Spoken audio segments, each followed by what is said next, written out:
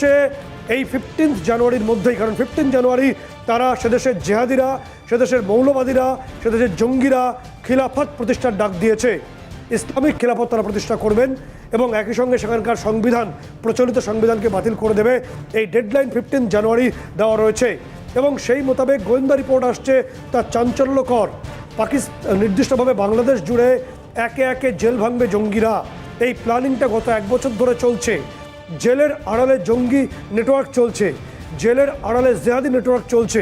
তোমাকে বলে রাখবো, ছবিতে আমরা দেখাবো যে বাংলাদেশের কাশিমপুর জেলের পার্ট 2, যেখানে কিছুদিন আগে পর্যন্ত হরকত উল জেহাদি বা আনসারুল্লাহ বাংলাডিম বা আনসারুল ইসলাম এগুলোকে আলাদাভাবে রাখা হতো, কিন্তু যে রিপোর্ট আসছে গত 2 সপ্তাহের, তাতে সমস্ত জঙ্গিগুলোকে একটা জায়গায় নিয়ে আসা হয়েছে। লিড করছে জিকুরুল্লাহ। এই জিকুরুল্লাহ কথা বলে দেবো। সম্প্রতি জিকুরুল্লাহ সে দাঁতের ব্যথায় কাতর হয়ে পড়ে, তাকে হাই সিকিউরড জোন থেকে কিছুটা কম যে সুরক্ষা সম্পন্ন অংশে নিয়ে আসা হয় এবং তারপর তাকে ছিনিয়ে নেয় জঙ্গিরাই। এই জিকুরুল্লাহর নেতৃত্বেই টোটাল লিড হবে, অপারেশন হবে বলে আমরা জানতে পাচ্ছি। এবং তার পাশাপাশি যে তথ্য উঠে আসছে যে নীলগিরি যে ভবনটি রয়েছে এই কাশিমপুর জেলের ভেতরে, যার 3 তলায় বসে জসিমউদ্দিন রহমানিয়া, আনসারুল্লাহ বাংলাডিমের যে অন্যতম প্রধান, যে বিশাল হুঙ্কার দিয়েছে ভারতকে, তার মাধ্যমে যোগাযোগ হয় নির্দিষ্টভাবে এই জঙ্গি মেজর জিয়ার, যে পাকিস্তান এই মুহূর্তে বসে আছে। এবং এখানে এই মুহূর্তে সমস্ত জঙ্গি গোষ্ঠীগুলোকে জেলের একটা অংশে নিয়ে আসা হয়েছে।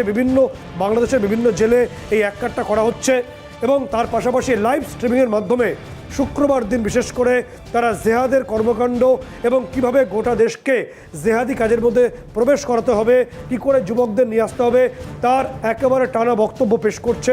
বিভিন্ন জেলে এই লাইভ স্ট্রিমিংটা এই মুহূর্তে চলছে বলে আমরা জানতে পারছি। এবং তার পাশাপাশি তোমাকে বলে রাখবো যে এটা হওয়ার পরই যে আইআরএ অর্থাৎ ইসলামিক রেভলিউশনারি আর্মি তারা ফর্ম করবে 15ই জানুয়ারি, এই লক্ষ্যমাত্রা তারা রাখছে। একই সঙ্গে বাংলাদেশের ডিজিএফআই, র্যাব বা তাদের যে এনএসআই রয়েছে এগুলোকে নির্দিষ্টভাবে ইনঅ্যাক্টিভ করে দেওয়া হবে, সেখানে ইসলামিক রেভলিউশনারি আর্মির প্রবেশ করানো হবে। যারা মানবে না তাদেরকে কোতল করা হবে, এই নিদান ইতিমধ্যে জিহাদিরা দিয়ে দিয়েছে।